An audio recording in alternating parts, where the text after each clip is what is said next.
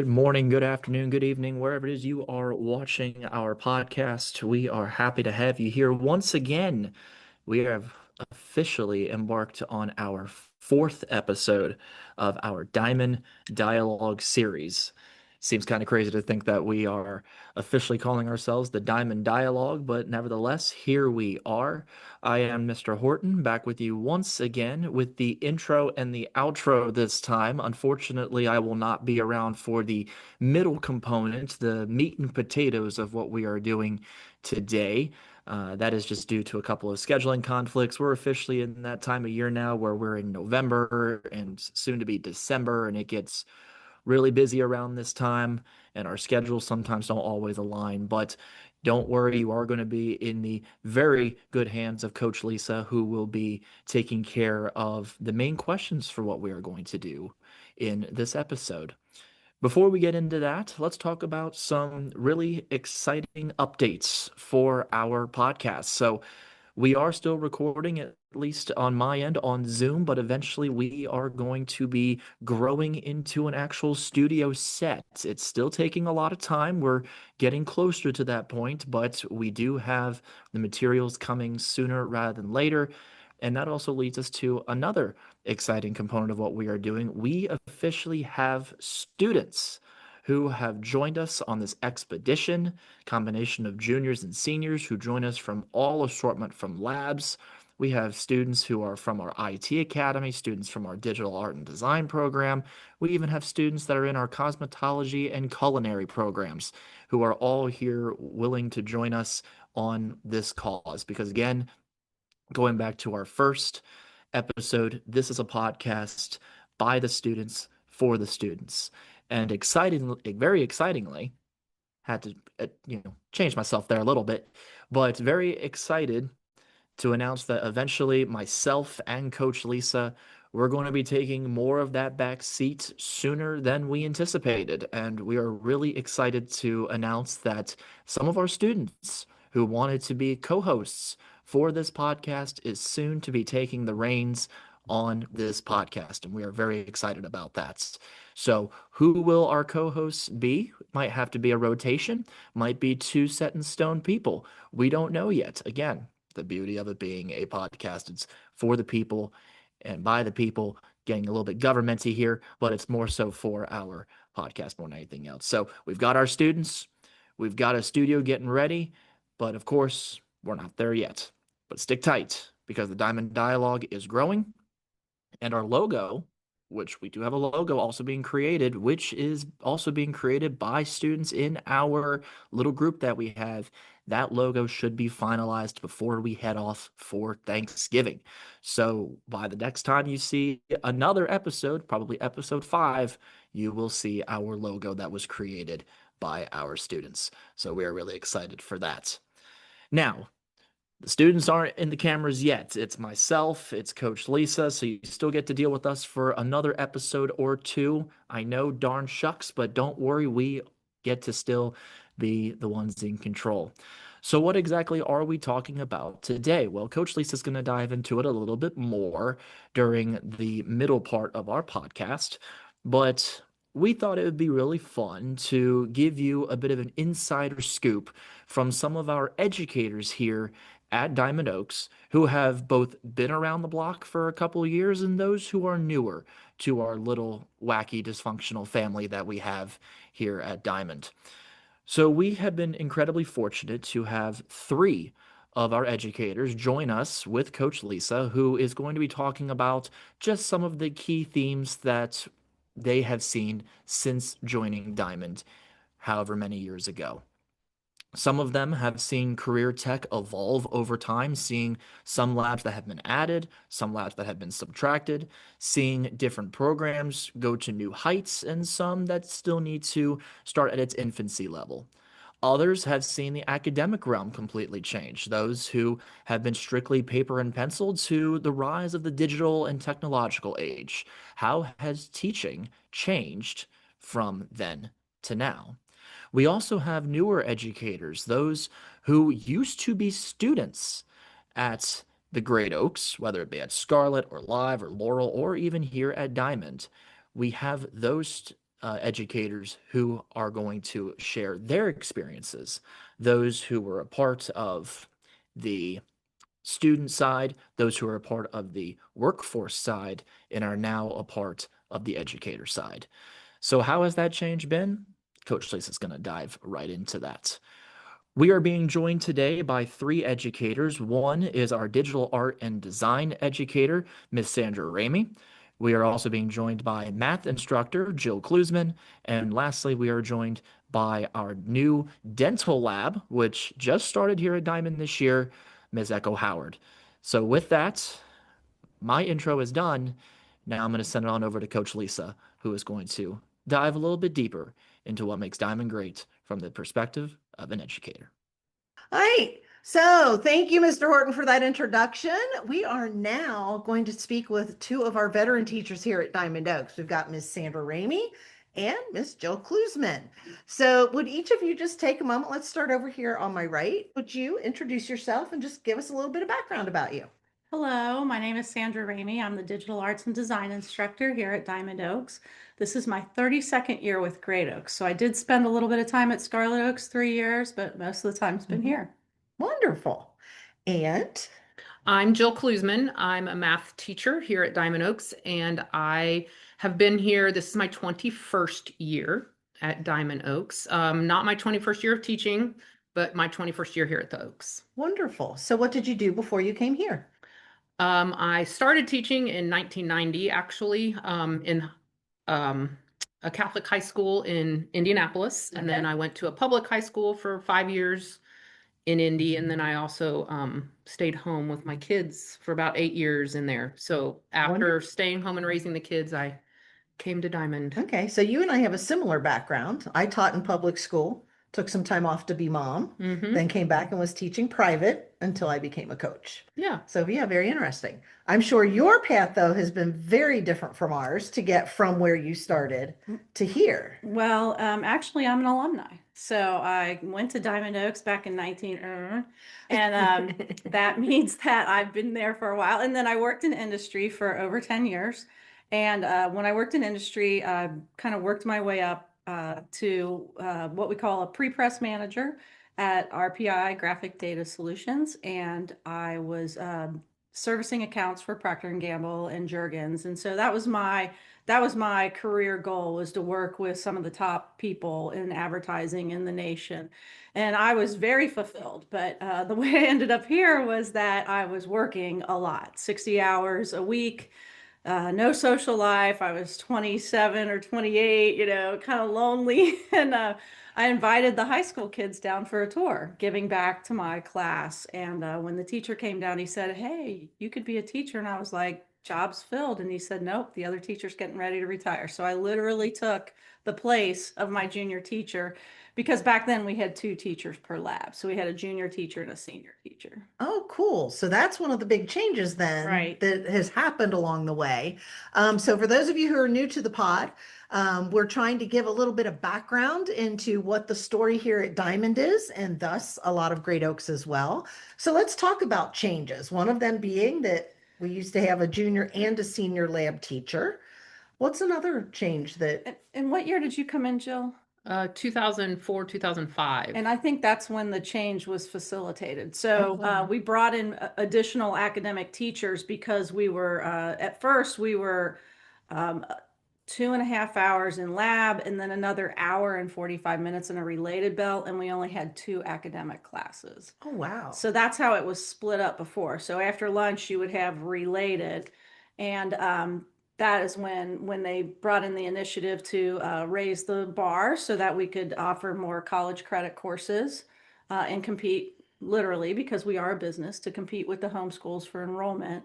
That's when we brought in more academic teachers. Interesting. And retired out, or worked out the teachers that were 2 teacher programs. Okay. So they were either, retired out or moved to another location or something like that. Okay. So if you watched our previous episode, we took a tour of the building. So you got to see that we have our academics on one side and our labs on the other. So students are now taking 3 to 4 classes during the day, either in the morning if they're seniors and followed by their lab in the afternoon, or if they're juniors, they go to the lab in the morning and then take those academic classes in the afternoon. So any big changes that spring to your mind since you've been here? I think probably two of the biggest changes is we went away from having a textbook. So we don't have the physical book anymore. And then we went into more being online. Every kid has their own laptop. So we can do things more online. They can work from home. So that communication piece has changed. The way you assign Mm. problems and assignments has changed with the internet and all that Right. going on. And that's probably special, well, for both of you. I know there's a Oh, lot of yeah. graphic arts that's done on computer, but I know for me as a math student, I always liked having a paper to write on. I still And prefer yes, a me paper to too. write on. Which Yeah. brings me to a question. Calculators, are they still using special calculators in your program? Or is it Um, all on the computer? No, well, we have calculators in the classroom that they can use, and a lot of them prefer those, but anymore they whip out their phones and they'll use the calculator on their phone, although I strongly encourage them to not use that because it's not always as accurate as the scientific calculators. Mm. There's also Desmos, which gives you a graphing calculator for students that are like in pre-calculus and algebra that can use the graphing calculators. So we did have like computer, like it felt like a computer calculator Right. before we had the laptops, but those have kind of gone by the wayside. Yeah. Interesting. So we have regular scientific calculators and then we use Desmos a lot. Wonderful.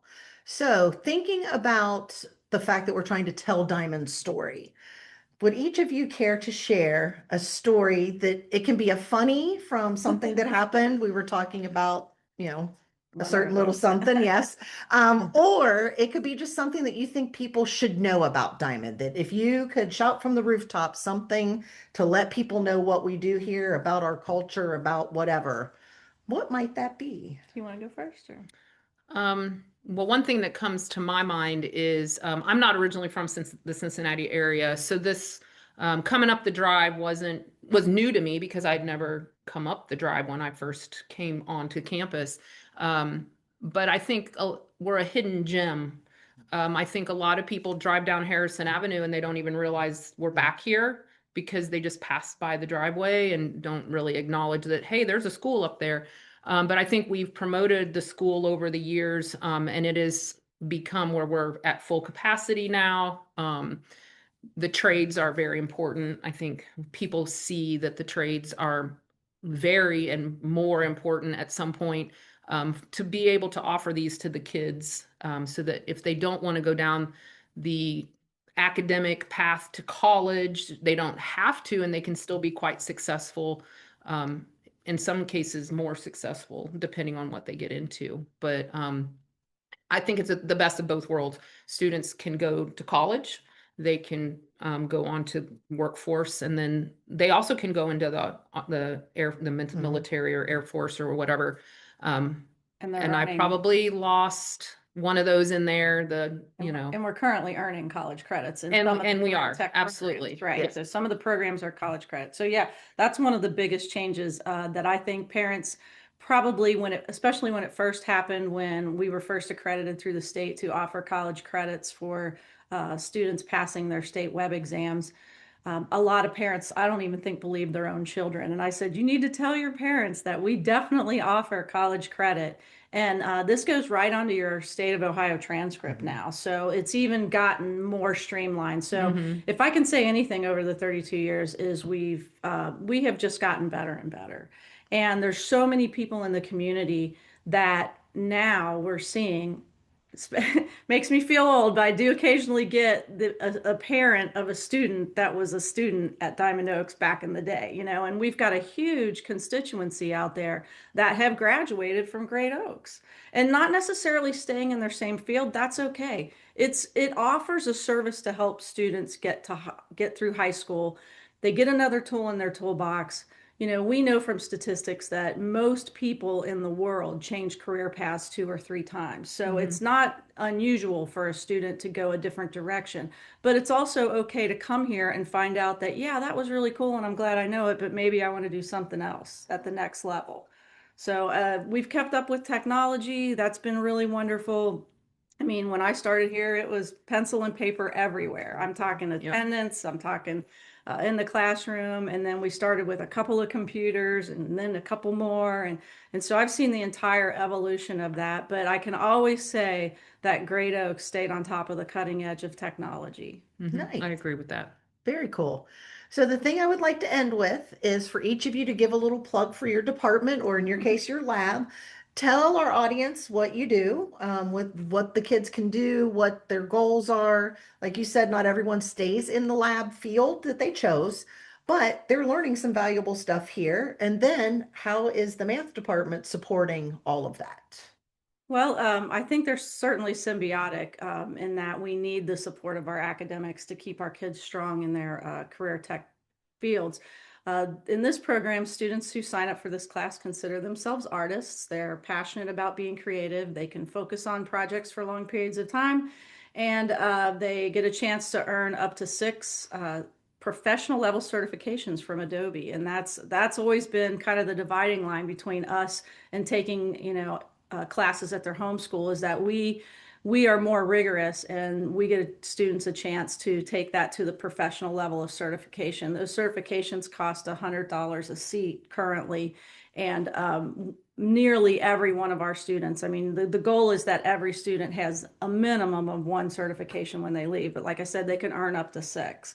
And so between the college credits, that's certainly the number one goal, is that our students pass their state web exams and earn their college credits, which is 12 college credit hours that are good toward any public college in the state of Ohio for students who are visual design majors or something in the track of our career camp, our career field here. And then again, the certifications with Adobe. So that definitely sets us apart from staying at their home school. Wonderful. And then what kinds of jobs, or do most of them go to college as the next step from here? I would definitely say that this is a college tech prep program. That's how we're identified. We do encourage students to take their education to the next level because we want them to take advantage of the opportunity they've earned. I mean, 12 college credit hours, when you put that into monetary terms, is nothing to sneeze at, and you want to get in there and get that. So even if they go on to the college level, sign up in the major, get their credits, and then they decide to change majors, they still have those credits. They're still on their transcript and those don't go away. So that's a wonderful, again, opportunity we want them to take advantage of. Excellent. So how does math fit into this career tech scenery? Well, mostly students need 4 credits to graduate from high school. So we make sure they get those credits and that they have the passing grades that they need in order to graduate from high school. We offer in class everything up through pre-calculus. And then if they want to go beyond that level, they can have the opportunity to go online where they can earn college credits through the online class through Sinclair College. So that's always a bonus for the kids because they can also do college credit once they pass on from, it could be from Algebra 2 or from pre-calculus. Actually, I have some students from last year that were in my Algebra 2 class that are in the statistics online class this year. They just chose to go that path instead of to take pre-calc online or in class.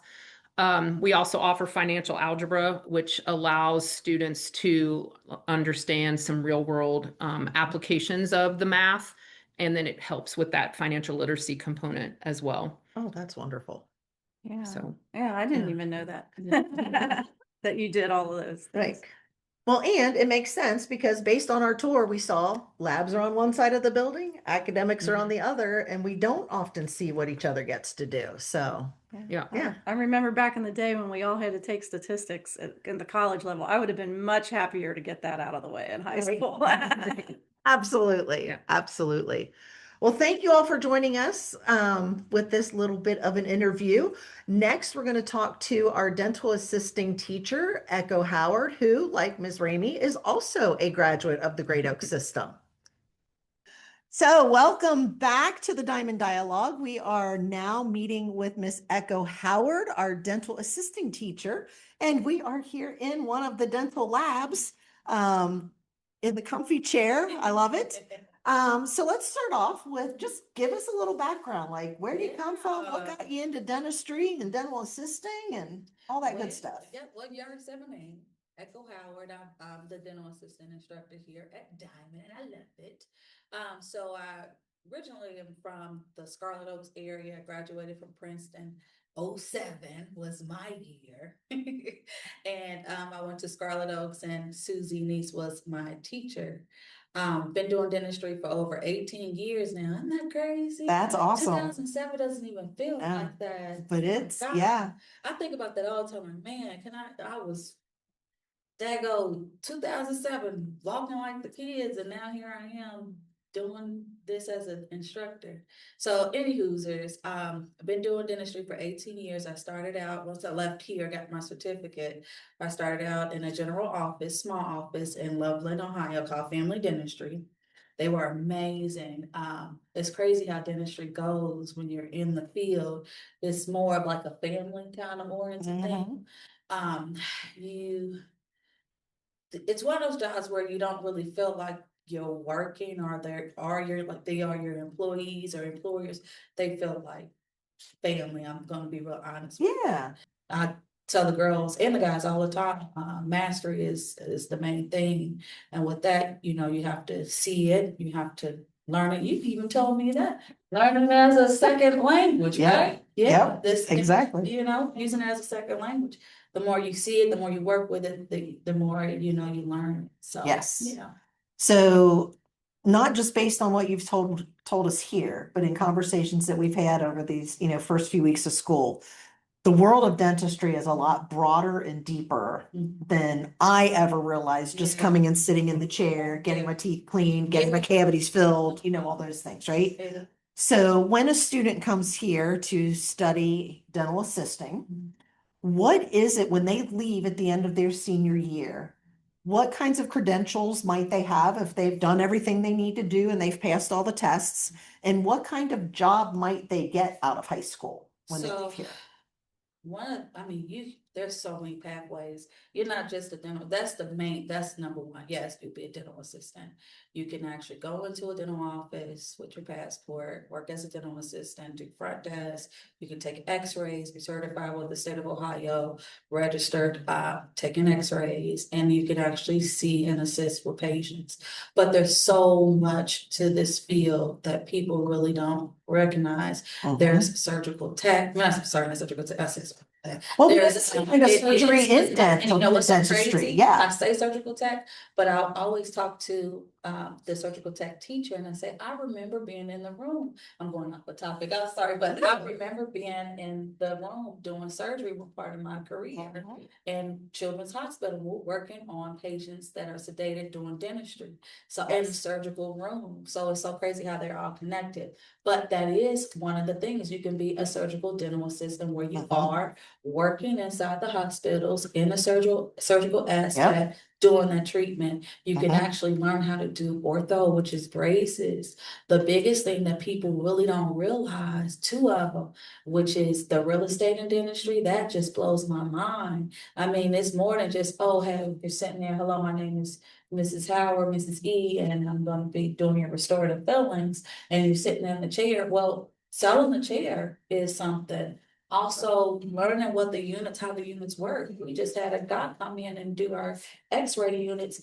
That's an important job too. And all you need to do is just have a basic skill or a knowledge of dental assisting. That's it. That's all they really need. And then you can learn how to work. You could be working for the state. It's crazy. I mean, even what is the other one that just throws me off? And it's one of those careers that if they stop doing it, I mean, we are really in a world of trouble, which is being a lab technician, a dental lab technician, making the dentures, making the partials, making the crowns, making the flippers, all those stuff. They don't, in Cincinnati, there's a lot of older people that are ready to retire. This is a skill that needs to be saved. This is a job, a career that needs to be saved. Doubler. Job, and they're hiring you just like that and training you on the job. Yeah. And that is a pathway that you can say, hey, I have my pathway in dental assistant. I have my license and my certificate. can I work in this lab, this lab technician, this lab office, learn how to do dentures and partials? And they will teach you, one, because you already know some of the terminology that they're gonna use on the day-to-day basis. You already know what the teeth look like, you know how they're supposed to occlude, you know what occlusion is, you know what the excursion is supposed to be. So, and that's another pathway that you can utilize, like I said, with your dental assistant. So much. I mean, and that's just stuff that I'm thinking about on the top of my head. Yeah. I mean, there's many. That's more. amazing. Yes, many. Amazing. Mhm. Yeah. So as we discussed earlier with Miss Klusman and Miss Ramey, is a lot of our students continue on in the field that they're studying here, but some don't. And Miss Howard has brought up an even different point that hasn't really been discussed yet. And that is maybe you do stay in the field, but maybe you do something slightly different from within that field. So instead of being a dental assistant, maybe you go into sales. My son wanted I always said he was going to be a lawyer or a salesman. Those were his only two options. No matter what he went into, he was going to do one of those two for that field. So, and yes, I am proud to say he today is a salesman and he's very good at it. So, That's good. yeah, right. It was really good. Yeah. All righty. So, one of the things I definitely want to hit with you is you've been on the student side here at the Oaks. I have. You've been on the teacher side here at the Oaks. What would you like people to know about the Oaks from the student perspective and from the teacher perspective? Because one of the things that we're really big on here on the Diamond Dialogue is we want to share the story. Yes. Right. Yes. And so having been on both sides, what is something that you feel like the people out there should know that maybe they don't? And I don't want to say this in arrogancy, but I'm going to say it anyway because it's important. You are always going to be a step ahead of your peers, stepping out of high school, just by having this certificate. That means you step out of Diamond Oaks, any of the Oaks, with your pathway, being able to work in that field and make a decent living for yourself. And I'm telling you, I mean, I was one of those students that had to live on my own and needed the resources. And that certificate definitely was the number one thing. That was a life changer for you. And yes, and I started out at 18, like literally was barely 18. And I had an apartment, I had a car, I had a whole schedule. And it was crazy because once again, I started at 18. Okay. So that means I'm I'll tell you the age, but I'll tell you a couple ages, down. But I got all those years and people look at me like, you cannot been in dentistry for almost 20 years. Yes, I have. And you're gonna notice that when 2 years from now, like when you turn 18 and you have your certificate, you got 2 years of experience, working experience and knowledge, not only for what you learned from school, but now you got the industry experience. That's the skill. And you have built that, you're building in 2 years worth. That is good. 5 years into that, that's what, you're 21? You're not even a rookie anymore. Mhm. People come out learning certificates and they're a rookie at 21. Right. You are a master at what you're doing by 21. That's amazing. And it's just with not just with dentistry, but any program that you do here. So that was one of the things that I noticed. The biggest things that I noticed was a wake-up call was, wow, I don't have to, nothing wrong with it, but I don't have to work at like Walmart or anything. There's nothing wrong with that. But I'm just saying, like, I can work in a career aspect where I feel happy and I'm learning this information and I know what I'm doing and it feels like a career. I never felt like, not one day in dentistry did I feel like I was going to a job. I knew I was going to my career. This was my career path. This was never work. This is never just a job. This was never something I just did to pay the bills and get by. No, this was a lifestyle change. I became a dental assistant. That's part awesome. of my life. So that is the number one thing I would say. The pathway, you will always be a step ahead, rather, even if it's you got to pay for college. I mean, college is expensive. This is something that you can do comfortable, going to college, being a dental assistant, being a nurse, a SDNA, certificate, whatever program that you're doing, paying for certain colleges and classes, and still making decent money and still working to your other goals to doing something different. That was the biggest thing I can honestly say, that I felt like being in this field, starting out super young, that I was always just a step ahead. Even if I didn't want to, I was still That's awesome. a step ahead from my peers. Yes. Yeah, absolutely. And so we've talked a lot in these first couple episodes about how you've got a lot of choices here at the Oaks. So we've talked about the 3 E's. You can enroll by going to college, you can be employed, you can enlist in the military, right? And we've talked a lot about how those choices might change. Here's a really good example of someone who found that choice, hit it head on, went with it, right? And has continued 20 some years later, right? I Which is tried. amazing. It's so funny too, because I tried to not do dentistry. I worked at a daycare for 2 weeks. Quit after 2 weeks. Choices. I didn't even want, man, I was like, and there was nothing wrong with the job or the kids or anything. I just knew it wasn't for me. Yes. And that feeling that I had was, I don't have any experience with how their routine is supposed to be. Like, I don't know. I remember feeling that way, and I'm like, I'm just gonna wing it and fill out an application for dental assisting. And when I went in there, they were just happy to have me. Like, I just knew what a mesiolingual distal. They just knew, they were happy that I knew basic stuff. Yes. And they didn't have to teach me the basics before they taught me the routine of how to do the job. Exactly. I got up, jumped into the job, and I knew what things look like. So that was that's one of the things I found my fit. That's awesome. And it wasn't it wasn't that long. I mean, I could have, even if I would have did something different. I just honestly say it's because I was exposed to this career, and I just so happened to fall in love with dentistry. But I was exposed to this career, and so I tried not to do it. That was the key.